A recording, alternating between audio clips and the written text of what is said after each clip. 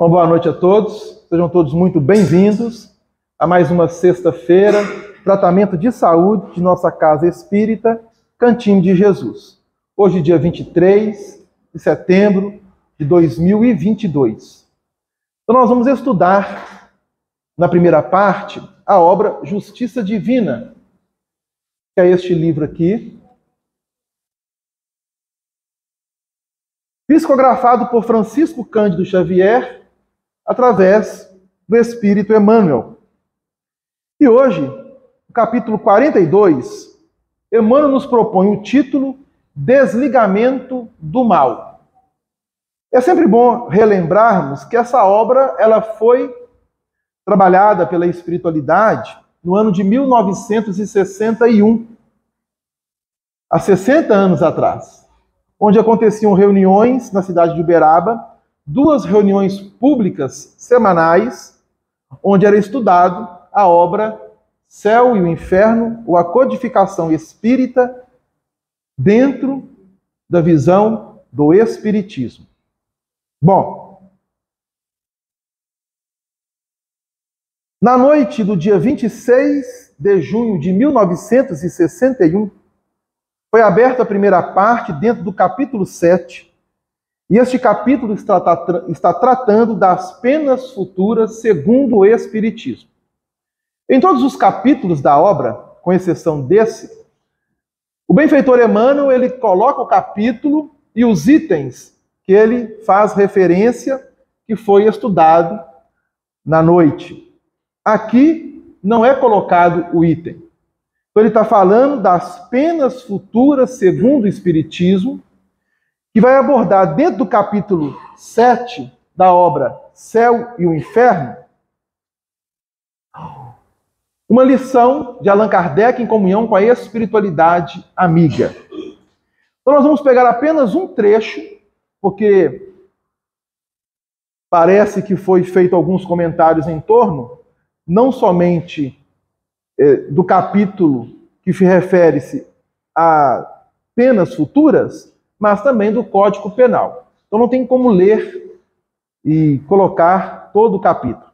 Então nós pegamos apenas uma parte onde Kardec diz assim: a doutrina espírita, no que concerne às penas futuras, não está mais fundada sobre uma teoria preconcebida do que em suas outras partes.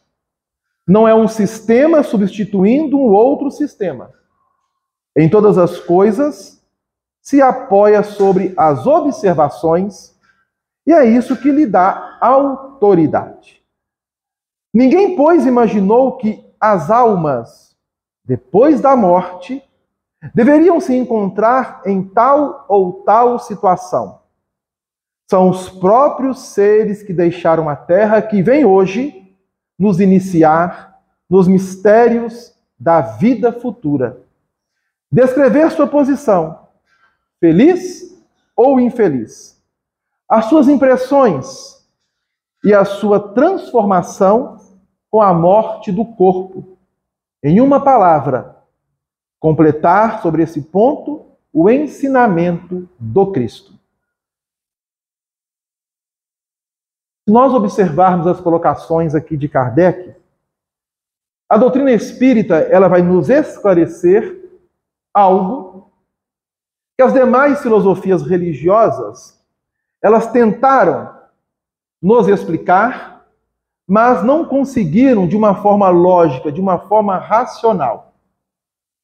Pois sempre há um questionamento, como por exemplo, o que acontece com a alma depois da morte? Então vejam bem, nós não estamos falando da morte da alma. Porque se a alma, ao emancipar-se do corpo, pelo desligamento do mesmo, pela desencarnação, é a palavra que nós utilizamos dentro do conceito de morte, se ela continua viva, ela vai para algum lugar. Para onde ela vai? Então, as concepções religiosas, nós sabemos, o céu ou o inferno. Criaram depois o purgatório, o limbo, onde é estudado aqui também na obra Céu e o Inferno. Mas o que Kardec está colocando para nós é que hoje a doutrina espírita está nos esclarecendo que essas mesmas almas que deixaram o corpo pela desencarnação, continuam vivas, vêm descrever para nós a situação em que se encontram nas dimensões espirituais. Se essa situação é feliz ou infeliz. E se é feliz ou infeliz, se prende a uma causa. Qual é a causa que derivou da consequência da alma ser infeliz? Qual é a causa que deriva da consequência da alma ser feliz? Então, Allan Kardec está trazendo para nós uma reflexão importantíssima que sempre houve na nossa humanidade. E ali, no último parágrafo que eu li, ele vai fazer uma menção à mensagem de Jesus, ao ensinamento de Jesus. Então, quando pegamos os 4 evangelhos que falam-nos da biografia de Jesus, a passagem do Cristo no plano físico, então ali nós estamos observando Jesus caminhando, Jesus falando, Jesus ensinando, Jesus orando, Jesus curando. Estamos vendo uma movimentação de um espírito que para nós espíritas, dentro da visão e do esclarecimento que temos, é o guia, o modelo da nossa humanidade. Conforme está na questão 625 do Livro dos Espíritos. Bom, se somos espírito, e quando o espírito está no corpo, a espiritualidade fala-nos que a alma está encarcerada por um momento que é transitório. E este momento ele pode ser de apenas algumas horas, de alguns dias, de alguns meses, de alguns anos, ou de muitas décadas, ou até centenas de anos, como temos visto aí, irmãos nossos desencarnarem após os 100 anos de idade. Mas acontece que há um tempo para que o espírito encarnado atravesse a existência física. E qual é o objetivo? Qual é a finalidade? É o que nós devemos nos perguntar ou nos perguntarmos diariamente. Então Kardec está colocando para nós aqui algo muito sério, porque agora a situação da alma ou espírito fora do corpo, ela está intimamente ligada à forma como ela direcionou a sua existência. E aí vai entrar um outro ponto, que nós vamos observar com Emmanuel chamando-nos a atenção. Após uma existência que não foi tão boa, e se o objetivo do espírito é alcançar a perfeição, como faremos isso? De que forma pode o espírito sair da condição, vamos dizer, do inferno e avançar para regiões melhores do plano espiritual? Então a doutrina espírita vem nos socorrer, nos esclarecendo. Porque as outras denominações religiosas, dentro da filosofia cristã, catolicismo, protestantismo, as penas são eternas. Uma vez a alma saindo do corpo e chegando à dimensão espiritual, se ela for ficar no céu ou no inferno, ela ficará por toda a eternidade. Isso é muito sério. Porque vamos imaginar que nós, através das nossas relações, das nossas convivências, nós vamos desejar o bem da outra pessoa, a tal ponto que nós vamos amar aquela pessoa. E de repente, vem a desencarnação. Há um rompimento na relação de convivência direta.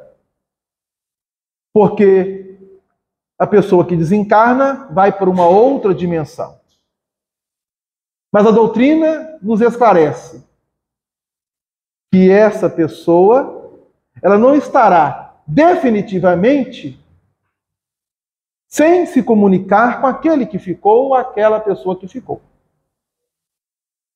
Mas vamos imaginar que se essa pessoa, pelas doutrinas não espírita, mas as cristãs, o catolicismo e o protestantismo, a sua pena for eterna.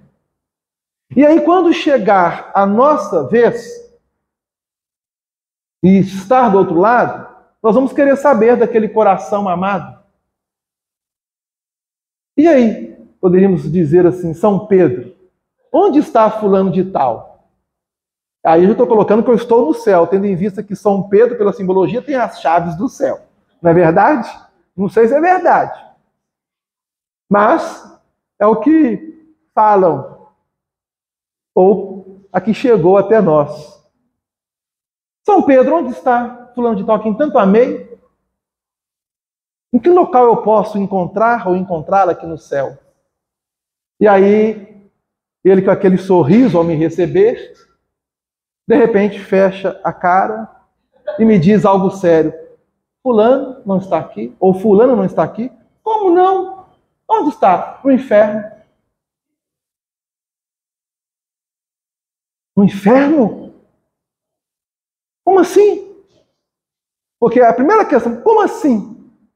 Porque a gente acha que as pessoas são iguais a nós. Que as pessoas pensam como nós. Ou que nós, ao contrário, que nós pensamos ou que temos que ser iguais às pessoas. Somos individualidades diferentes. Temos opiniões diferentes. Temos ideias diferentes. Temos as diferenças, mas não podemos ser indiferentes a quem quer que seja. É o que Jesus nos ensinou. E aí eu falo com São Pedro, São Pedro, eu quero ir lá ver. Não tem como, meu filho.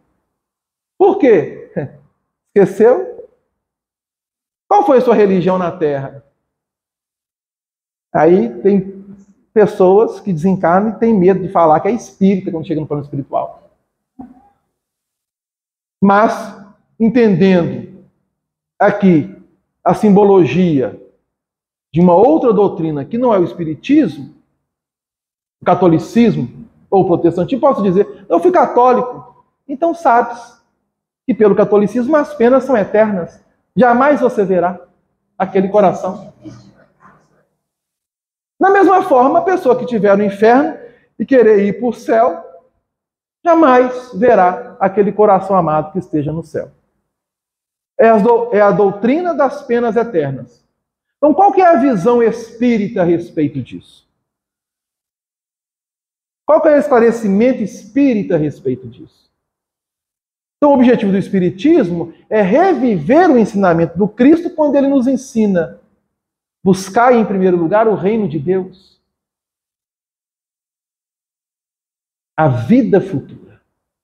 A importância dessa vida futura. Porque se eu desencarnar pelo entendimento espírita, chegar no plano espiritual, abrir os meus olhos e ver que eu não estou numa região tão boa, logo eu vou associar, estou no inferno. Mas eu tenho um consolo muito grande. Porque se eu tiver um arrependimento sincero, eu posso ser acolhido pela espiritualidade, ser levado para o ambiente, me refazer, me reequilibrar e pedir a Deus uma nova oportunidade. Tendo em vista que o arrependimento vai me colocar face a face comigo mesmo, em minha consciência de que se eu errei, eu preciso reparar. Como fazer? Só tem um jeito. Voltar. Voltar para onde? Para a Terra. Reencarnação. E aí, Emmanuel, ele propõe o título do capítulo 42 da obra Justiça Divina, Desligamento do Mal. Como a nos dizer, olha, retorne e desligue-se de todo o mal que ainda traz em seu campo íntimo. De que forma? E aí, olha o que Emmanuel coloca para nós. Antes da reencarnação, no balanço das responsabilidades que lhe competem, a mente acorda perante a lei. Qual lei? A lei de Deus. Então nós estamos falando aqui da lei divina. E a lei divina, como sabemos, ela traz não somente o amor, a misericórdia, mas a justiça.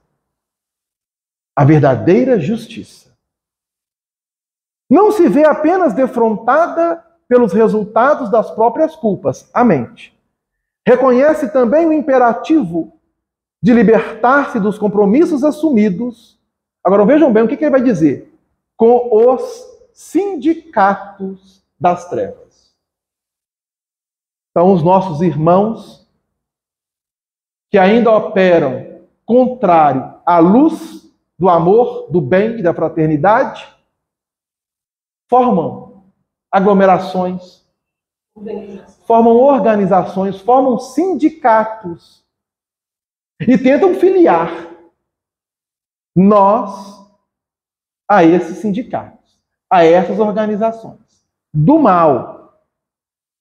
Qual é o nosso objetivo? Desligarmos do mal. Então, antes da reencarnação, então, o que ele está colocando? Kardec colocou a alma após deixar o corpo. Ela pode estar numa situação feliz ou infeliz. Então, vamos imaginar que ela está infeliz. Eu estou lá em uma região, for acolhido. Sei que necessito modificar, e muito, a espiritualidade. Vai ter que reencarnar. Mas agora, não. Vamos nos preparar para essa reencarnação? Que coisa boa. Aí vem a pergunta, alguém está se preparando para a desencarnação? Porque se o espírito prepara para reencarnar, por que a alma, quando está encarnada, ou o espírito, quando está encarnado, não se prepara para desencarnar? É uma reflexão. E cada um vai avaliar em si mesmo. E aí, olha que coisa boa. Para isso, partilha estudos e planos referentes à estrutura do novo corpo físico, que lhe servirá por degrau decisivo no reajuste e coopera quanto possível para que seja ele talhado a feição de câmara corretiva na qual se regenere e, ao mesmo tempo, se isole das sugestões infelizes capazes de lhe arruinarem os bons propósitos. Então eu vou me avaliar, eu vou me estudar, eu vou participar de atividades para me fortalecer moralmente, espiritualmente. Só que não é tão bem simples dessa forma que a gente pensa. Parece simples. Porque aí a espiritualidade vai ter que mapear algo interessante. Olha, meu filho, você tem débito nessa área. Mas nós não podemos reencarnar você de forma aleatória. Então é feito um planejamento sério para uma existência, independente de quanto tempo o espírito terá no corpo. E aí eles vão ter que avaliar quem será os seus pais, que espíritos estarão vinculados ao meu problema, do qual necessitarei para me resgatar diante da lei? Quem serão meus pais? Será que meus pais me aceitarão? Terei irmãos? Que tipo de vínculos familiares eu terei? E aí, olha, você precisa reencarnar com o espírito assim, o espírito assim. Então nós vamos aproveitar que você precisa passar por essa situação, e esses espíritos necessitam também vencer em si mesmos algo semelhante para que o grupo avance. Aqui, ótimo. Onde eles estão? Ih, meu filho, vamos ter que esperar um pouco. Por quê? Porque um está numa situação complicada no plano espiritual. E o outro está encarnado, vai desencarnar ainda. Pode acontecer isso. Então pode acontecer que o espírito no plano espiritual fique décadas, centenas de anos, para reunir novamente com aquele agrupamento familiar. Quiçá milênios. O Evangelho fala para a gente, né? O Evangelho de Jesus traz tudo isso. Né? Eu conseguia te confirmar enquanto está a caminho. Porque não sabes quando teremos a nova oportunidade. Então, tem problema com filhos? Ame-os, abraços. Tem problema com pais? Ame-os, abraços. Tem problema com parentes? Não, eu não falo em parentes, não, porque eu não quero nem ver. Ame-os. Mas se não quiser abraçar, abraça. Na sua casa, envolvendo-os num campo de energia positiva. O que Jesus nos pede? Não alimentemos o mal. Desliguemos dele. É o que Emmanuel confirma na lição. E aí ele continua. Bom, aqui vem a causa e a consequência. Patronos da guerra e da desordem. Aqueles que semearam guerra e desordem, que esbulhavam a confiança do povo, escolhem o próprio encarceramento na idiotia em que se façam despercebidos pelos antigos comparsas das orgias de sangue e loucura, por eles mesmos transformados em lobos inteligentes, tribunos, ardilosos da opressão e caluniadores, empeçonhados pela malícia, pedem o martírio silencioso dos surdos mudos, em que se desliguem pouco a pouco dos especuladores do crime, a cujo magnetismo degradante se rendiam, inconscientes, cantores, bailarinos de prol, humanizados a organizações corrompidas, porque o sindicato das trevas, as organizações das trevas, elas se encontram nas dimensões espirituais, mas aliciam os que estão encarnados. Aliciam-os. Suplicam empeços na garganta ou pernas cambaias, a fim de não mais caírem sob o fascínio dos empreiteiros da delinquência, espiões que teceram intrigas de morte e artistas que envelheceram as energias do amor, imploram olhos cegos e estreiteza de raciocínio, receosos de voltar ao convívio dos malfeitores. Que um dia elegeram por associados e irmãos de luta mais íntima. Criaturas insensatas que não vacilavam em fazer a infelicidade dos outros, solicitam nervos paralíticos ou troncos mutilados que os afastem dos quadrilheiros da sombra com os quais cultivavam rebeldia e ingratidão. E homens e mulheres que brutalizaram no vício rogam a frustração genésica e ainda o suplício da epiderme deformada ou purulenta que provoque repugnância e consequente desinteresse dos vampiros, em cujos fluidos aviltados e vômitos repelentes se compraziam nos prazeres inferiores. Então, quando o espírito ele tem consciência da sua realidade, do mal que realizou em si mesmo, porque ninguém faz mal para ninguém. É uma ilusão achar que nós fazemos mal a quem quer que seja. Ninguém faz mal para ele mesmo. Porque a lei é de causa e efeito. A lei é de causa e efeito.